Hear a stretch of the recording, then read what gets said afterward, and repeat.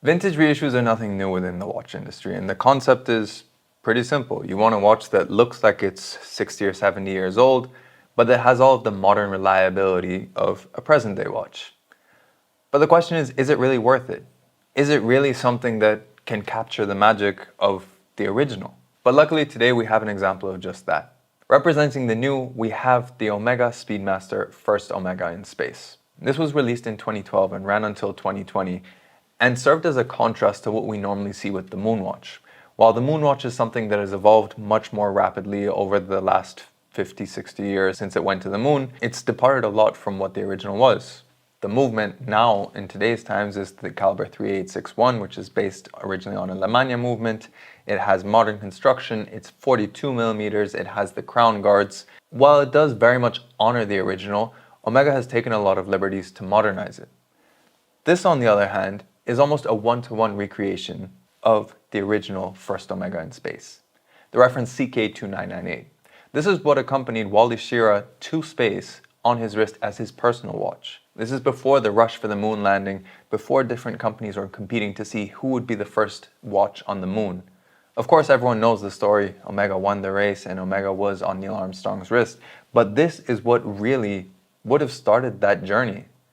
He had it as his personal watch and just wore it to work, like anyone else would wear a watch that they own to work. In many ways, this is much more special than what we have with the Moonwatch because this is really where that story started. The watch itself on the inside features the venerable Omega caliber 321, which was resurrected recently for purposes of use in the Omega 321 Ed White, and this really sets the blueprint for pre-Moonwatch Speedmasters. You have the 39mm sizing, you have the straight lugs. Of course, this being a period-correct watch from the 1960s, this does feature the coveted dot over 90, so instead of having the dot on the tachymeter for the number 90 to the right of the 90, it has it right above. It features polished alpha hands. Again, a nod a little bit more to the fact this was a stylistic watch. This wasn't a watch that was designed to go to the moon. It didn't have that functionality built into it like we have with the traditional Moonwatch. This was someone's personal watch that they brought to the office. And that adds a little bit of romance to the existence of it. But that brings us back to the question though, which is better? Well, if you look at the modern one, of course, you benefit from it having modern construction. Having the two in the hand, this one feels definitively heavier. Part of the difference though is also this has a different movement.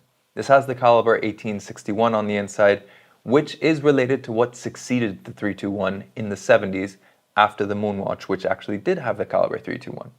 A caliber that is actually very, very sophisticated for its time. This, meanwhile, was much more reliable, so this one is a little bit of a mix of Moonwatch and CK2998. Aesthetically, really it's down to your preference. The dial on this will probably forever stay evergreen. Its luminova will not age or patina. As time passes on this, this will look roughly the same as it did when you first bought it.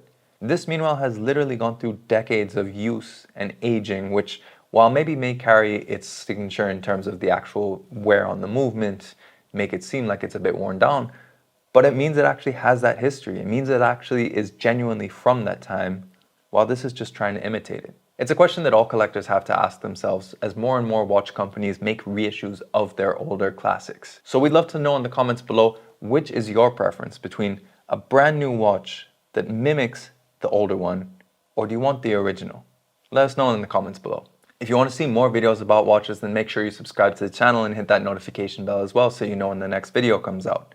For more Omega content, you can check out our playlists, and if you're interested in either of these watches or seeing our huge range of pre-owned and vintage watches, then make sure you check out the links in the description. Thanks for joining us on this quick exploration of vintage reissue compared to the actual watch that inspired it. We'll catch you on the next video.